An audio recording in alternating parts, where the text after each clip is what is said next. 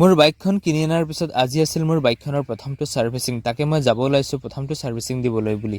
যিহেতু বাইকখন মই নগাঁৱৰ পৰাই কিনিছিলোঁ, গতিকে সাধাৰণ এটা ছাৰ্ভিচিং দিবলৈতো আৰু নগাঁৱলৈ যাব নোৱাৰি ন, ইমান টকা তেল খৰচ কৰি। গতিকে মই ভাবিছোঁ ছাৰ্ভিচিংটো লংকাতে কৰাওঁ বুলি। গতিকে এতিয়া আমি লংকালৈ যাব ওলাইছোঁ একদম পূৰা ধুনীয়াকৈ টিপটপ। যিহেতু সেইদিনা শুক্ৰবাৰ আছিল, তাকে ভাবিলোঁ জুম্মাৰ নামাজটো পঢ়িলেও ধুনীয়াকৈ মাদ্ৰাছালৈ আহিলোঁ, মানে মছজিদলৈ আহিলোঁ, আহি ধুনীয়াকৈ নামাজটো পঢ়ি ল'লোঁ। মোৰ বাইকখনৰ প্ৰথমটো ছাৰ্ভিচিঙৰ টাইম আছিল 700ৰ পৰা 1000ৰ ভিতৰত। এতিয়া মোৰ হৈ গ'ল এইফালে 969 কিলোমিটাৰ, মানে 1000 হওঁ। গতিকে একদম পূৰা ধুনীয়া পাৰফেক্ট টাইম হৈ গৈছে। গতিকে টাইমত ছাৰ্ভিচিংটো কৰাই লোৱাটো বহুত বেছি ভাল। আৰু এইখনেই আছিলে আমাৰ লংকাত থকা অভাৰব্ৰিজ, মানে অভাৰব্ৰিজ দুখন। এইখন হৈছে পুৰণিখন আৰু নতুনকৈ এখন অপেনিং কৰা হৈছে মাজতে। তো এই দুইখন অভাৰব্ৰিজ বনোৱাৰ কাৰণে বহুত বেছি ভাল হৈছে সাধাৰণ জনতাৰ কাৰণে। মানে আগতে বোকা পানী ফেনেকি একদম মানে তলে ওপৰে মানে মানুহ যাবলগীয়া পৰিস্থিতি হৈ গৈছে এতিয়া। আৰু এনেদৰে আমি ফাইনেলি আহি পাই গ'লোহি আমাৰ লংকাত থকা মন TVS ডিলাৰলৈ বুলি।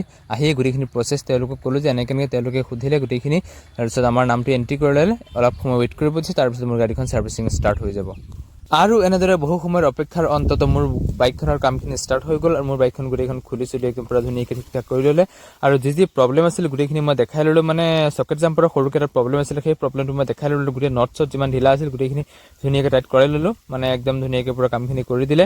মোৰ বাইকখনৰ টোটেল খৰচ পৰিল 1178, মানে মবিলত গ'ল 899, মবিল ফিল্টাৰ 49 আৰু ইঞ্জিন ফ্লাছটোৰ দাম ল'লে 150 আৰু এক্সট্ৰাকৈ অলপ মবিল দিব লগা হ'ল, সেইখিনি 80 টকা।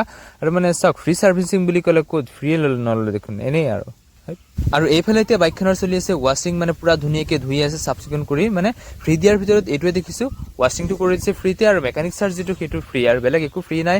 ফ্ৰী মানে এনেই আৰু, মানে ফ্ৰী মানে কি, বাকী গোটেইখিনি খৰচ লৈছেই, কষ্ট গোটেইখিনি ল'লে, ফ্ৰী বুলিবলৈ থাকিল কি আৰু হয়তো ইয়াত কৰালে হয়তো আৰু এক্সট্ৰা 100-200 টকা বেছিকৈ গ'লহেঁতেন, যিখিনি য'ত নেকি তাতকৈ বেছি পইচা মোৰ তেলতে গুচি গ'ল। তাৰপিছত ওলাই আহিলোঁ বাহিৰলৈ আহি দেখিলোঁ যে তামাম বৰষুণ দি আছে। কি কৰিম, তাৰপিছত অলপ টাইম ৱেইট কৰিলোঁ, কিবা এটা ধুনীয়াকৈ খালোঁ, খাই বৈ উঠিলোঁ। তাৰপিছত দেখিলোঁ বৰষুণ কমাই নাই, মানে অলপ চলপ কমিছে, এনেকৈ ঘৰ সোমোৱা হ'লোঁ। আহিলোঁ ধুনীয়াকৈ ঘৰলৈ। তো এইটোৱে আছিল আজিৰ এটা ভিডিঅ'। পুনৰ লগ পাম এটি নেক্সট ভিডিঅ'ৰ মাজলৈ। তো বাই বাই, থেংক ইউ।